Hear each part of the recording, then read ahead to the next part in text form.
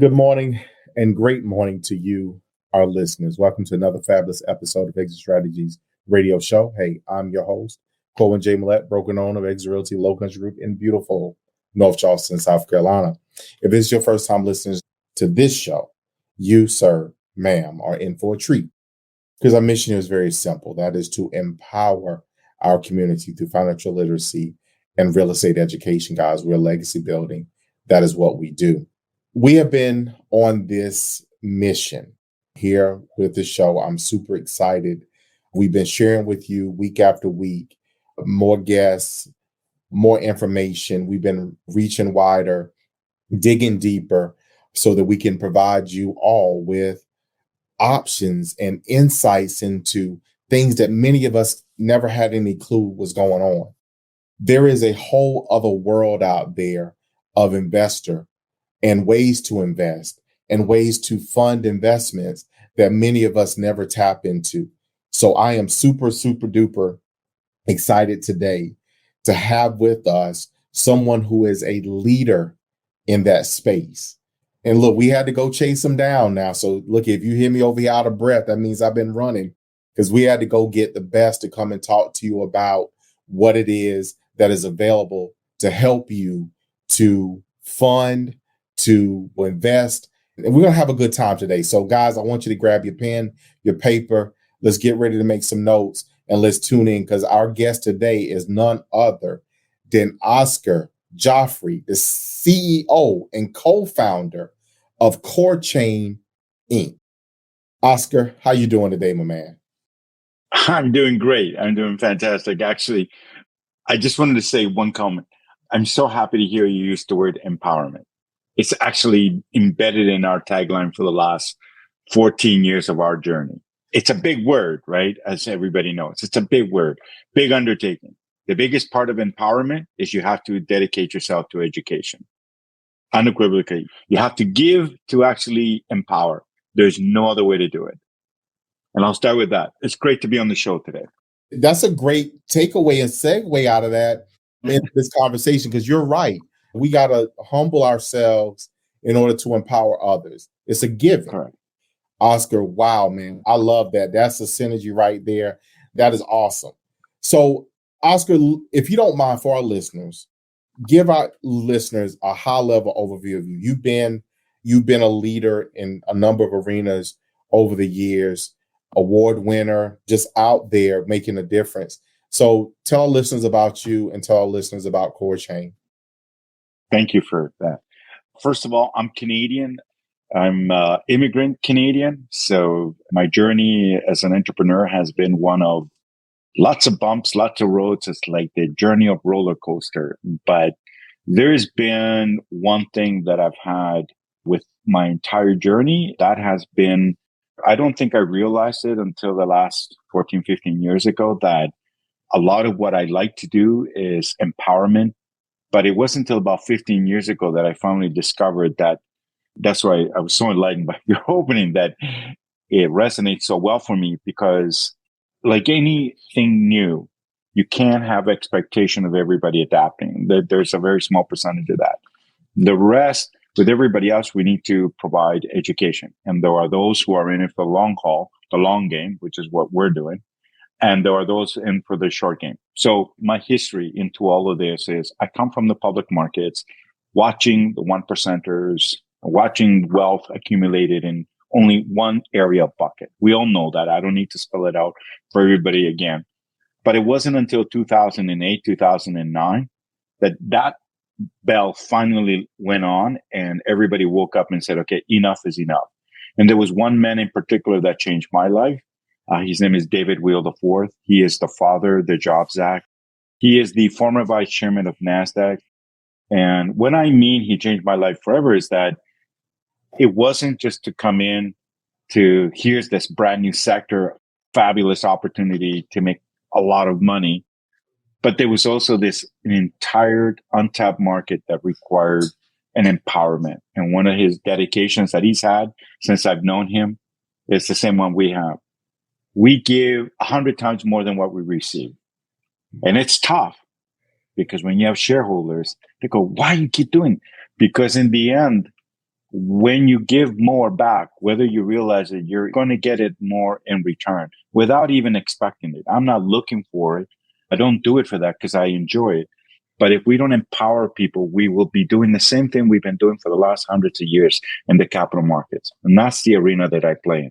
What's the capital markets? Well, the capital markets is where you and I get to participate. Well, let's be frank, we weren't allowed to participate until 2012, until President Obama signed the Jobs Act into action. And up until 2012, only the one percenters were allowed to participate. All you could do is stand by the sidelines and watch everybody else make it. And yes, you got swindled, or I don't know what other way to call it, but swindle. I'll call it that, because you got to believe that if you bought the stock while it was public, you were going to become a millionaire. Mm-hmm. Well, the amount of people that become millionaires in public companies is very small, unless you put in large chunks of capital. The rest are just being played. Where's the money? And the privates. But you and I have never been able to get that opportunity to play there. And when the Jobs Act was introduced, it changed everything. But imagine, here's a new regulation that changes everything. So you've been walking to school down this lane, Main Street, and then you turn on King Street and then Queen. That's the only way you've ever known. And all of a sudden they go, no. There's Queen Street, there's Allday, there's all these roads. And you're like, oh my God, what do I do? Right? I'm not going to go there because it's the unknown. And that's what it is. This is an unknown. I watched a recent documentary. Sorry, Corey, I got to tell you this. This is so true about minorities, Black Americans, people from Africa, from all over the world. Do you know that we've been taught to think small? We've been ingrained in our lives to always think small. And we're taught to think small because the bigger ones are the only ones that can do big. Well, why do we need to think small? Why can't we think big? And we can. I'm not suggesting nobody else does. It's just that the vast majority of people sometimes think they can. So our mission at KoreChain has been to do the empowerment. We call it the empowerment of the private markets. The private markets includes people like yourselves that are participating. You're either investing or you are creating something and you need investors.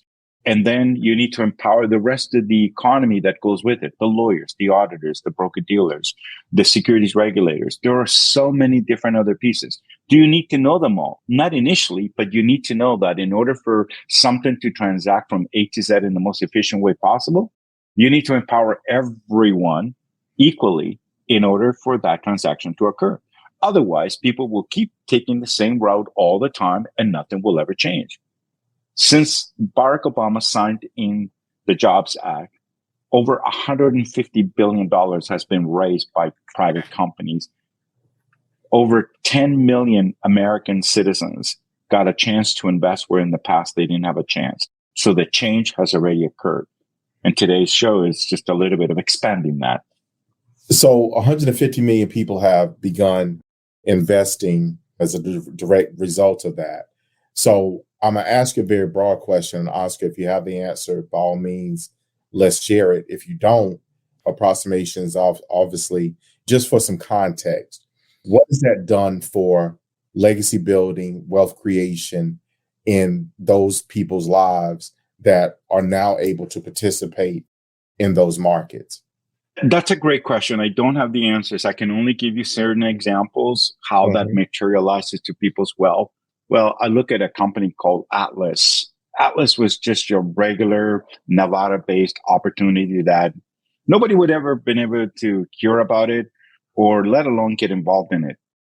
There were people that got to invest so early on. The company raised $150 million and then it went public. While it was going public, of the 30,000 plus investors they had, more than 30% became millionaires. There were 8 of them that became billionaires. What do they do with that transformation of wealth as they go through that? Obviously, we don't have any data on that at this stage. But what we do know is this.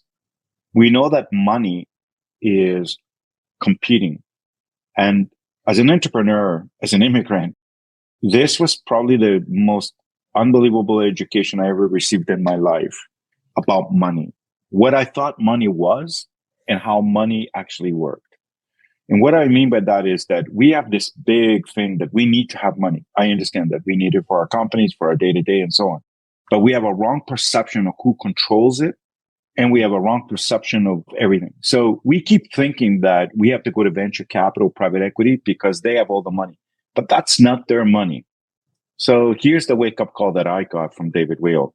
There's $36 trillion sitting in people's bank accounts. That's right.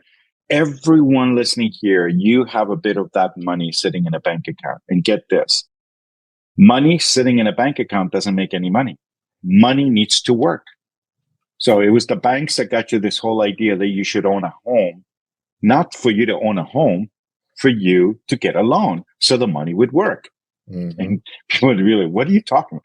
Listen to carefully. The money needs to work. Money needs to make money because there's investors on the other side. Hey, I'm not giving you $5 if I'm not getting a return. I need a return. Mm-hmm. So when you understand how money works, and then you start understanding who holds the money. So the real issue was that up until 2012, we could only go to those sources for capital. They were the only sources. And if they said no, you were done. Or you had to find other ways, which was not always the right way, but you did it to keep things going. So now what is happening now in 2012? Well, it's already changing. So this group here, who normally can go and tap that money, no problem, today has to compete with another group, which is us. The regulators have now allowed us the ability to go directly to the investor. So the investor now has a choice. Wait a minute, I can put my money with this group on a 10-year, hold it there, maybe it'll go, maybe not, or I can put the money directly in a company and so on. So money is competing with itself, and it's to the advantage of the entrepreneur and the advantage to the investor. Look at that. The cards have been turned. Going back to the financial crisis in the United States, when everything collapsed, Middle America went down. There was only one group of people that never lost anything. Mm-hmm. People need to listen to this really careful. It was the bankers. They were the only ones that walked out with cash. Everybody else lost their homes, their jobs, their companies. They didn't. They didn't lose nothing. Just because you watch the documentary, you see one big, they didn't lose nothing. They got the bonuses. Remember the bonus checks they all got? They got money. They got cash. Mm-hmm. They didn't build anything, create anything. We're the creators. So after that, that's when David just, enough is enough. Time to turn it around. We need to put innovation back in the people. We need to create jobs.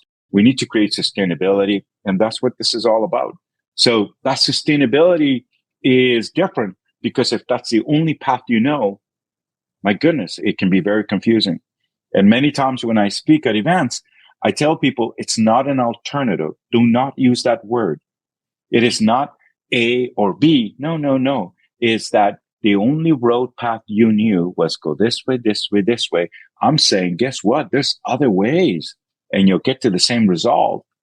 And that's a new chapter that you need to read. So as human beings, we're also trained to only do what we know. And that's it. Anything that's different, we tend to go, not sure, because we want the easy path. Do you want something more?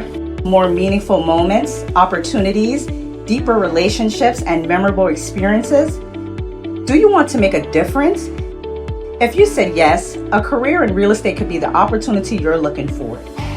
Guiding people to one of the most important decisions they'll ever make, the purchase or sale of their home, can be both rewarding and lucrative. Exit Realty's revolutionary compensation model, training, and technology provides you with the tools you need to start and build your successful real estate career.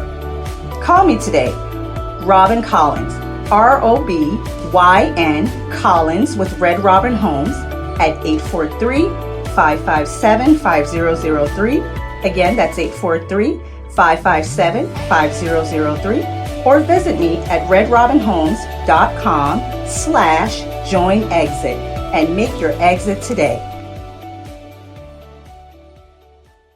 One of the things you kind of touched on is something that our listeners know about us that we talk about is a limiting belief. That limited mindset, I see it often sometimes in the immediate circles. We always lead with a problem, what we can't do, instead of working to find a solution to what we can. And I'm fairly positive for our listeners that when you started off talking about Atlas and they raised $150 million, that And most people said 150. I don't have that much money. That's the first thing they think. But what you said behind that, it was over 30,000 investors. So I did the math while you were talking. That's $5,000. That's not a lot of money for someone who doesn't have 5,000. It is, but for other people, it's not. But that's also not what we miss with that. Because I also heard you said some people were made billionaires and trillionaires. Some people made millionaires, and other people's made hefty amount. So if the company performed as performed, then that tells me out of that 30 some odd thousand people that invested, some people invested more, some people invested less, right? 100%. So listeners, look, we have got to see the bigger picture. We've got to stop leading with the problem and the issue, what we ain't got, and start figuring out solutions to have what we want to have. If you want to have wealth, then you got to figure out how you're going to create that wealth. You want opportunity, how you're going to work to create and take advantage of the opportunity. Because things will drop in your lap when you don't have the money for it, but you have ability to go make the money so that you can take advantage of the opportunity.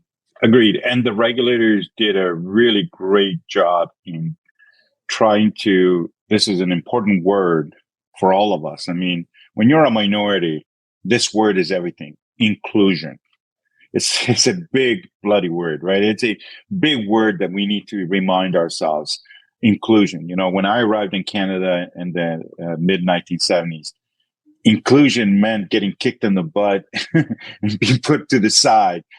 But now inclusion with capital is everything. So yes, in this company, the average is almost 5,000, but there's some people that only invested $100. And that is the beauty of this. I mean, I have another client right now. It's called I Have a Dream Mortgage.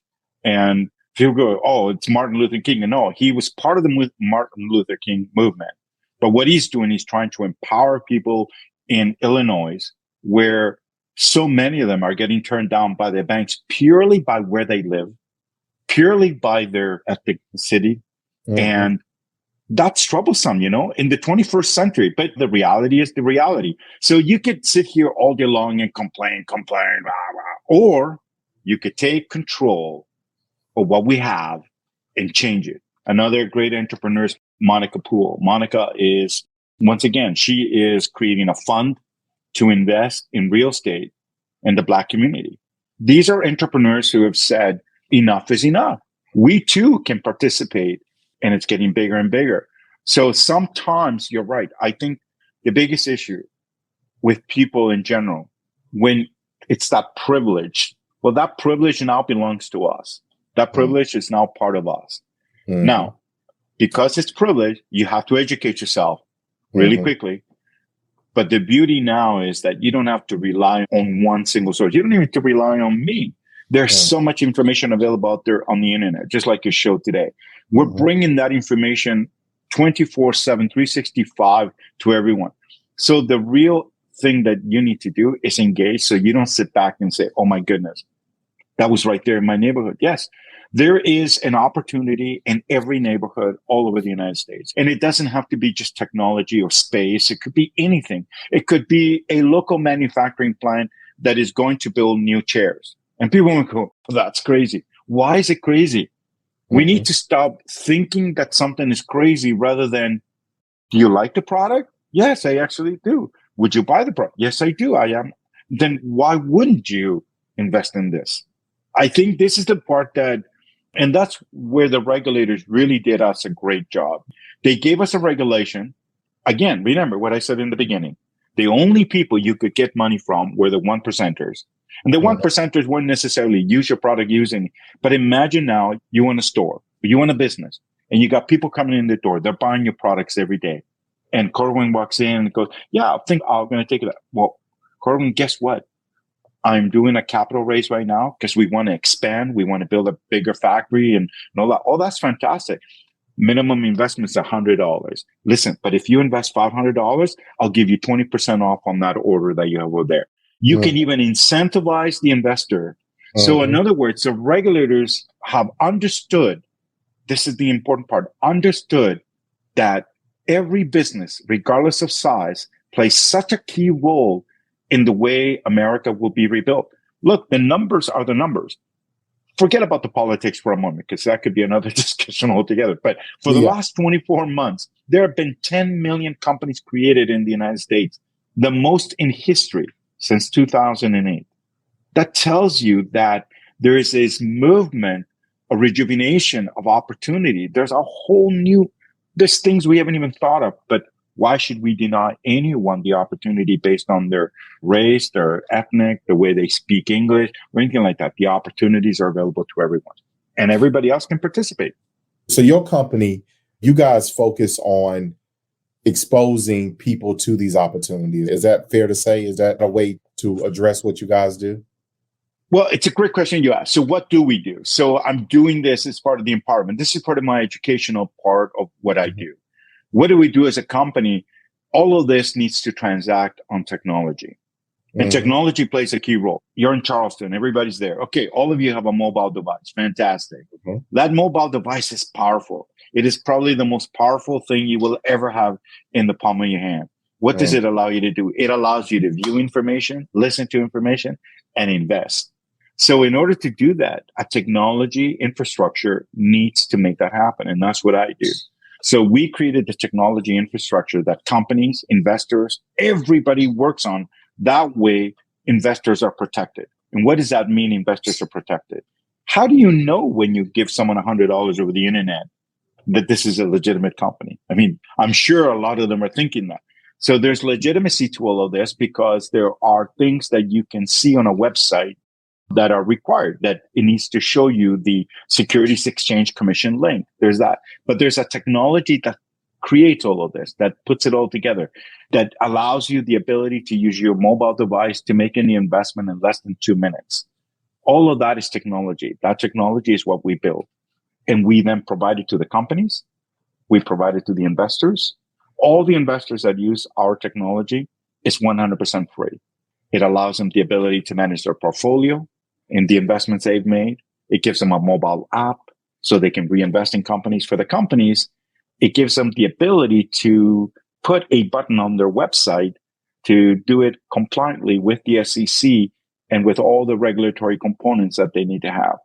And we've been doing this now it's amazing how years go by, but the years go by because they do. But the exciting part is that even though I'm a technology infrastructure, people go, what's he talking about? Stuff you never see, stuff you never even think about.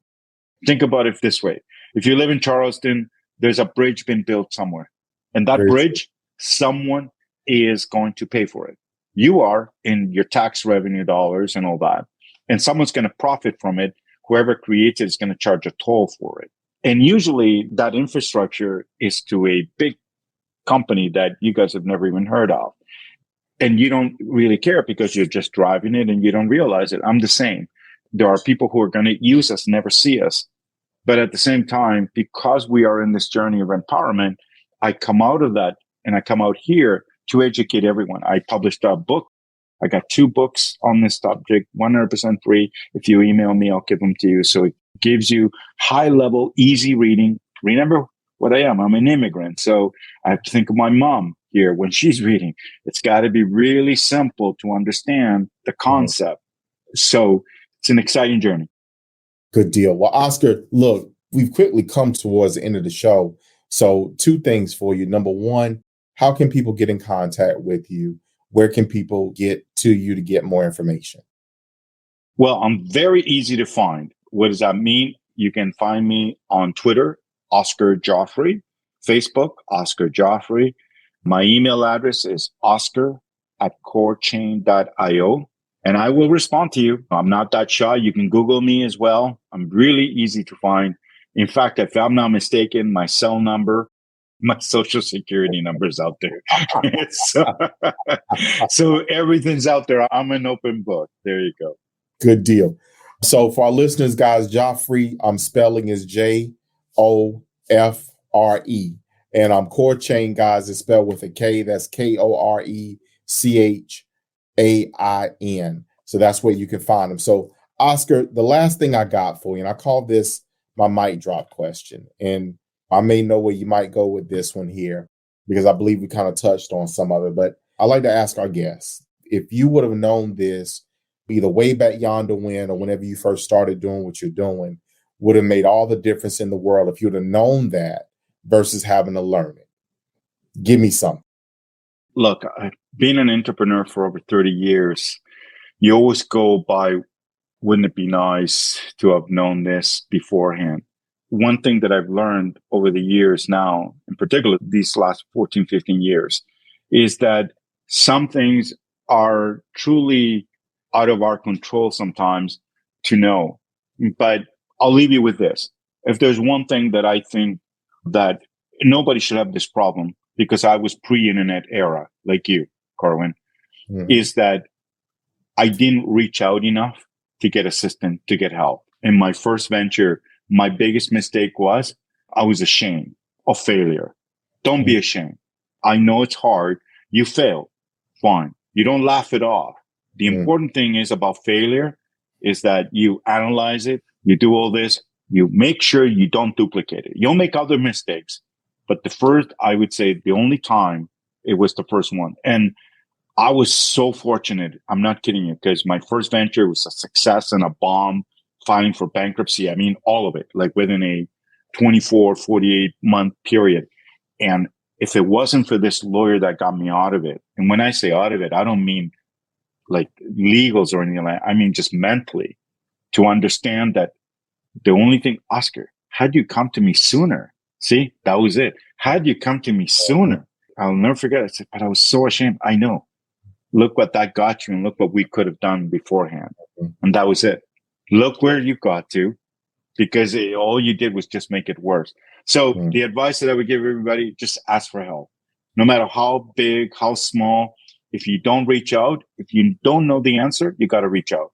The longer you hang on to it, it's just going to get bigger and bigger, and it's going to make it worse for you. And then once you do deal with it, learn from it. Don't make that same mistake again. Make another mistake, but then learn from that and always reach out. So what do? What am I really saying here? Make sure you surround yourself with the smartest people you have in the room. You look at my company. I have the father of the Jobs Act, David Weil. I have Dr. Dan Conway, another. You surround yourself with people that you know where your weaknesses are. That's your strengths in them. And you also need to trust them with your deepest thoughts, because you're going to go through things that, and if you don't, so that's the one thing I would have loved to have given myself back then. But you know what? Paved the road where I am today, and I'm giving back. Good deal. Well, Oscar, thank you so much for being on the show with us today. Thank you for being a part, as we like to say, a part of the Exit Strategy Radio Show family. You've shared a lot. You have given a lot. Trust me, our listeners will take this information and use it to motivate and launch themselves forward. With that being said, as we close out today's show, for our listeners, guys, please make sure that you go back, listen to the show again, take out the nuggets from it. If you didn't get it going through, go to the website, pull it down, and make sure that you kind of get an understanding of what is really going on and what you can do to kind of change your dynamic, change your life. You know, our listeners, y'all know it, but if you don't, then y'all going to get it from me today. Guys, y'all know how I feel. Y'all know what I say. I'm going to put them together, and I'm going to do it to you this way, which is I love you. I love you. I love you. And we're going to see you guys out there in the street.